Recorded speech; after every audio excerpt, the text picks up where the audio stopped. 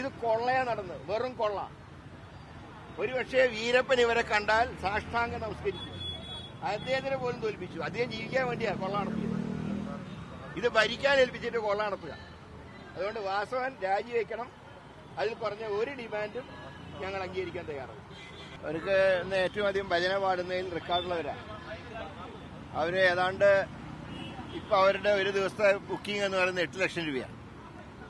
ഇവിടെ നന്ദഗോവിന്ദം പാർട്ടിക്കാരോട് അവരെ ക്ഷണിച്ചിട്ടുമില്ല, അവരവിടെ കച്ചേരി നടത്താൻ വന്നതുമില്ല.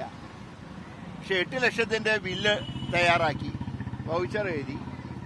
പിന്നെ 2 ലക്ഷത്തിന് വേറൊരു പാർട്ടിയെ കൊണ്ട് കച്ചേരി നടത്തി.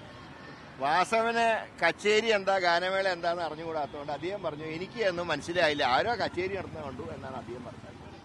അപ്പോ ഇനിയിപ്പോ ശബരിമലയെ സംബന്ധിച്ച് പറഞ്ഞാൽ ഇനി വിഗ്രഹം മാത്രമേ അവിടെ ബാക്കി. വിഗ്രഹം പിന്നെ സ്വർണത്തിലൊന്നും അല്ല ഉണ്ടാക്കിയിട്ടുള്ളത്, അതുകൊണ്ട് അത് മാത്രം എടുത്തു കൊണ്ടുപോയിട്ടില്ല, ബാക്കി എല്ലാം കൊണ്ടുപോയി.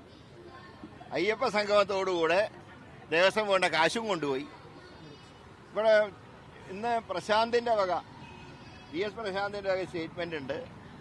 ആകെ 4 കോടി ചെലവായിട്ടുള്ളൂ, 4 കോടി സ്പോൺസർഷിപ്പ് കിട്ടിയത്. ഞാൻ ചോദിക്കട്ടെ, അങ്ങനെയാണെങ്കിൽ ആരാണ് ഹൈക്കോടതിയിൽ ഓഡിറ്റ് റിപ്പോർട്ട് സമർപ്പിച്ചാരാ?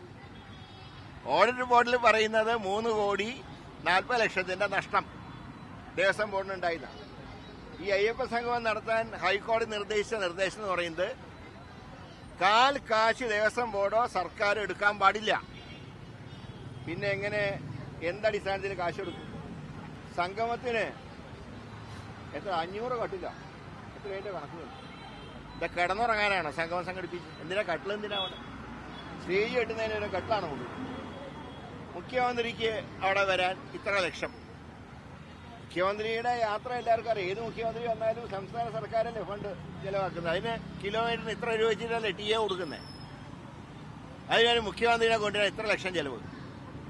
അയ്യപ്പ സംഗമത്തിന് വരുന്ന ആൾക്കാർക്ക് താമസിക്കാൻ കുമരകം പോലുള്ള റെസ്റ്റോറന്റുകളിൽ, അല്ല മറ്റേ വൻകിട ഹോട്ടലുകൾ, 5 സ്റ്റാർ ഹോട്ടലുകളിൽ ലക്ഷങ്ങൾ മുടക്കി താമസം ബുക്ക് ചെയ്താരാ? State protocol officer. ഇപ്പൊ സംസ്ഥാന സർക്കാരല്ല നടത്തിയെന്ന് പറയുമ്പോൾ പിന്നെ സ്റ്റേറ്റ് പ്രോട്ടോകോൾ ഓഫീസർക്ക് എന്ത് അടിസ്ഥാനത്തിൽ മുറി ബുക്ക് ചെയ്തു? പങ്കെടുത്തവരാരാ?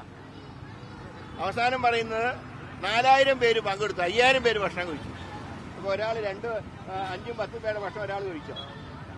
അത്രയും വലിയ ഭീമന്മാരുണ്ടോ ഈ സംഗമത്തിൽ പങ്കെടുത്തവർ?